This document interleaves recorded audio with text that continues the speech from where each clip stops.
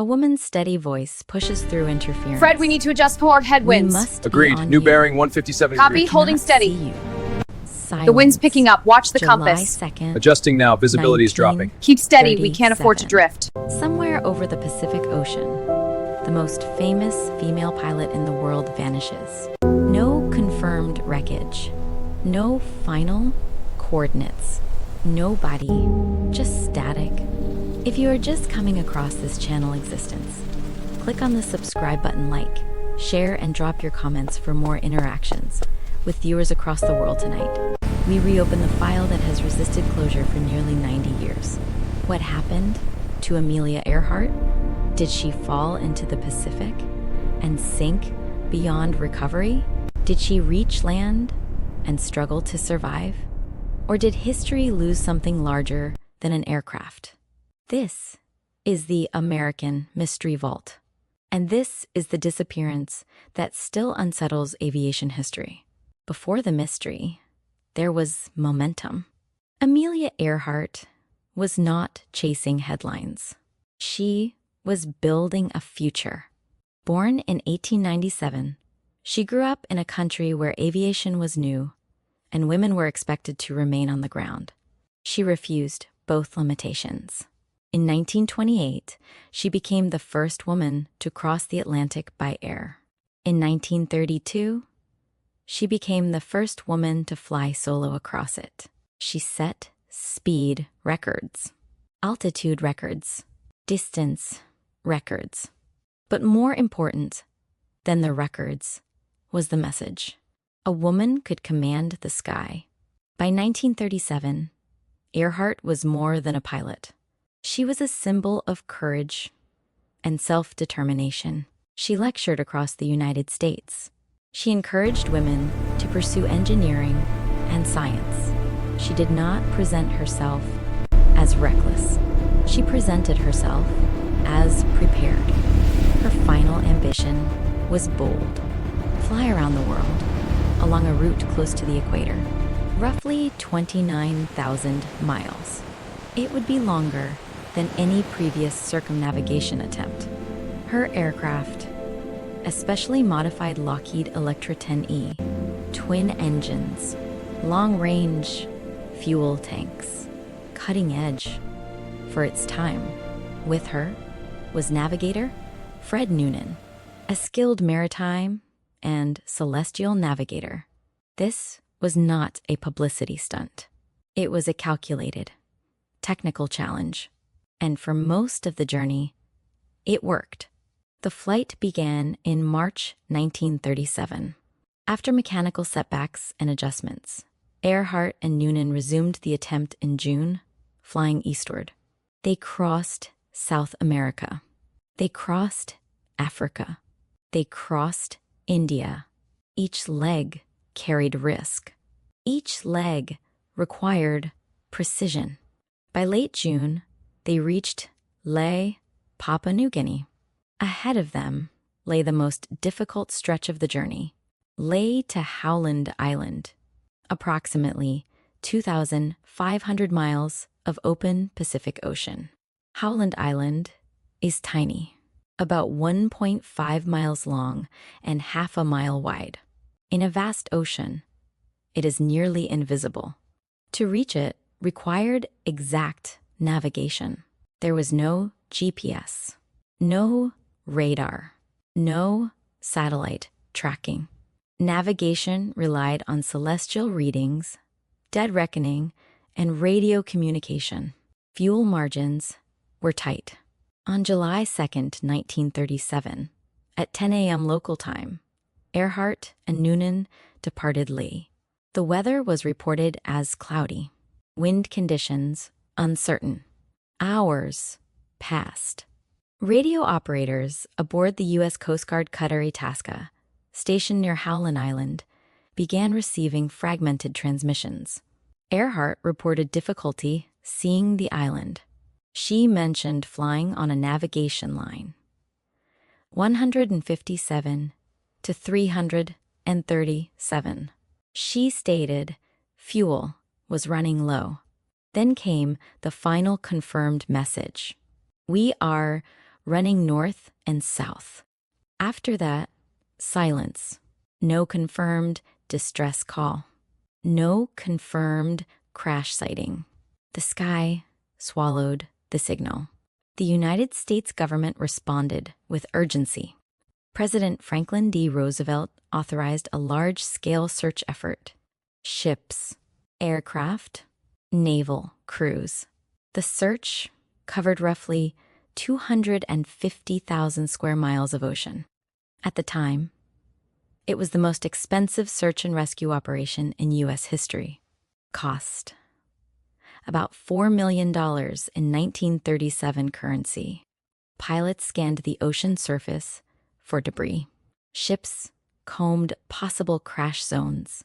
Nothing. No oil slick. No floating wreckage. No confirmed sign of impact. After weeks of effort, the official search ended. Amelia Earhart was declared lost at sea. But declared lost is not the same as explained. The most widely accepted explanation remains straightforward. Earhart ran out of fuel. The Electra descended into the Pacific. The aircraft sank into deep water. The ocean floor in that region reaches depths of over 16,000 feet. At those depths, recovery is nearly impossible, even with modern technology. Supporters of this theory point to fuel calculations. Headwinds may have increased fuel burn. Cloud cover could have disrupted celestial navigation. Radio miscommunication may have prevented precise triangulation. From a technical standpoint, this theory fits. Aircraft run low on fuel. Island not sighted. Ocean below. But one detail unsettles some researchers. No confirmed debris was found. Even in deep water crashes, floating fragments often appear, yet the Pacific offered none. Still, absence of evidence is not evidence of survival. The ocean is vast. Currents move quickly. Debris sinks. Crash and sink remains the official position. Now we turn to a different possibility. Nikumaroro Island, a coral atoll, roughly 350 nautical miles southeast of Howland Island. Supporters of this theory believe Earhart and Noonan may have missed Howland and followed their navigation line until reaching Nikumaroro. In 1940, British colonial officials discovered partial human remains on the island. A shoe, a sextant box, fragments of glass. The bones were examined at the time and classified as male. Later reviews of measurements suggest the remains could have belonged to a woman of Earhart's proportions. The original bones were lost. Modern forensic reassessments rely on recorded measurements, not the physical remains. In addition, several radio operators reported hearing possible distress signals in the days following the disappearance. If the aircraft had landed on a reef during low tide, the radio could have functioned until rising water damaged the engines and electrical systems. Search aircraft flew over Nikumaroro days after the disappearance.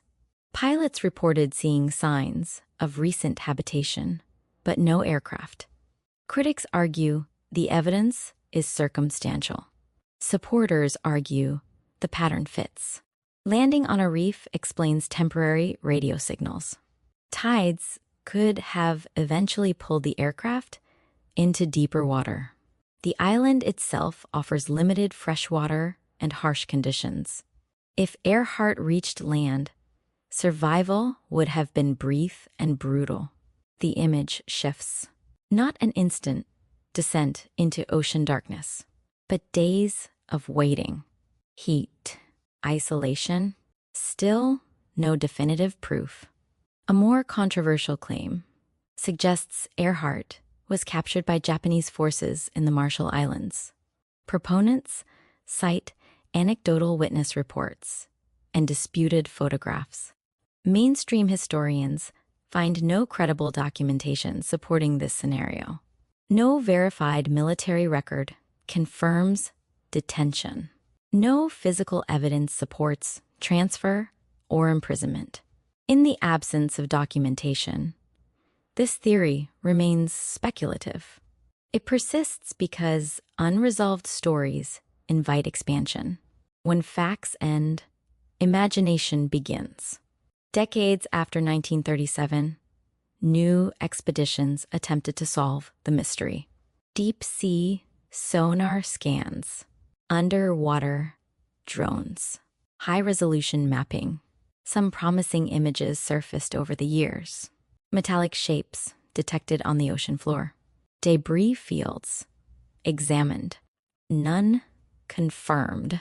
Search efforts near Nikumaroro also continue. Artifacts recovered from the island include aluminum fragments and personal items, but none conclusively tied to Earhart. Technology improves. The mystery remains. Each failed expedition deepens the legend. What keeps this story alive is not only the aircraft, it is the person. Amelia Earhart stood for something larger than aviation. She represented forward motion. She challenged assumptions about what women could attempt and achieve. Her disappearance occurred at the height of her influence. History froze her at the moment of risk. Had she landed safely, she would have continued lecturing, writing, and advocating. Instead, she became an unfinished sentence. There is something haunting about that. The last words, the final coordinates, the empty horizon. Her disappearance turned a pilot into a permanent question. Nearly 90 years later, the Pacific still holds its silence. Part of the fascination lies in scale. The ocean is immense. Human technology feels small against it. Part lies in timing. The 1930s were an era of exploration. Boundaries were expanding. Aviation symbolized progress. When progress vanishes mid-flight, confidence shakes. And part lies in identity. If even the most skilled and prepared can disappear, then certainty becomes fragile. We do not like unresolved endings. They resist closure. They remind us that history does not always tie itself neatly. Return to static.